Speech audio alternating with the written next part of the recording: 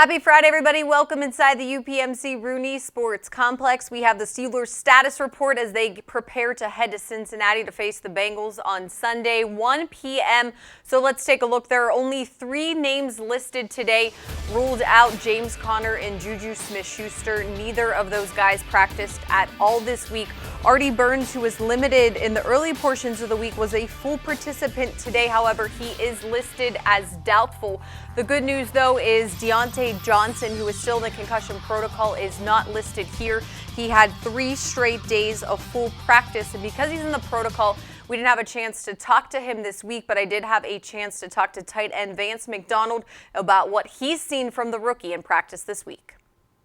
Yeah, I told him just even from last game, the hit didn't look super bad from my angle when I was on the field, but Chase, when I saw it on film, I was asking him, I was like, is he good? But we continue to lose guys, and Deontay's obviously going to be expected to step up and be a huge contributor for Mason in the offense.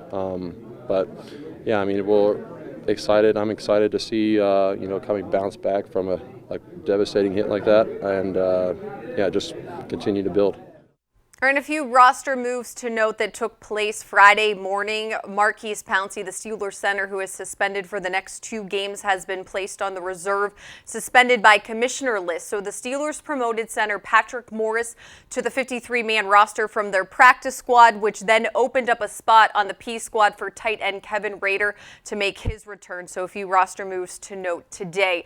There are a lot of new faces, though, due to the injuries. A lot of roster moves have been made since last Saturday following the loss in Cleveland last Thursday night. One of the new faces is wide receiver Deon Cain. He has a familiar face in the Steelers locker room. Deontay Johnson grew up with him in Tampa, and he's helping him get acclimated to the Steelers offense. Here's more from Cain today.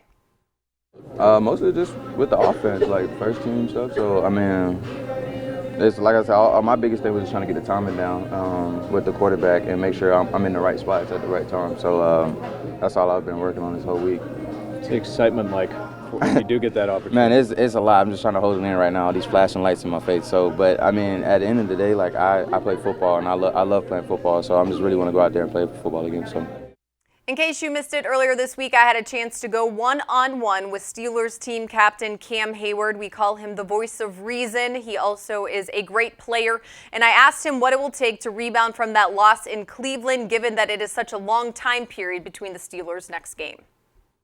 We had a long weekend to think about that game. So coming in Monday, I thought everybody addressed it and moved forward. I think we got a lot of important games coming up. We just got to focus on that. When you look back at maybe what went wrong, how do you fix it? Is it fixable? Is it something easy? Was it just simply everybody not executing? How do you sum it up? Well, it better be fixable. If it's not, we're in a lot of trouble. But I think we could do a better job of not letting plays get extended. I thought we really struggled in that aspect. We got to get Baker on the ground, or any quarterback. They can't continue to have time and buy time for the receivers, because that puts a lot of stress on our DBs. I thought we stopped the run okay, but I think there are times we could be more stout.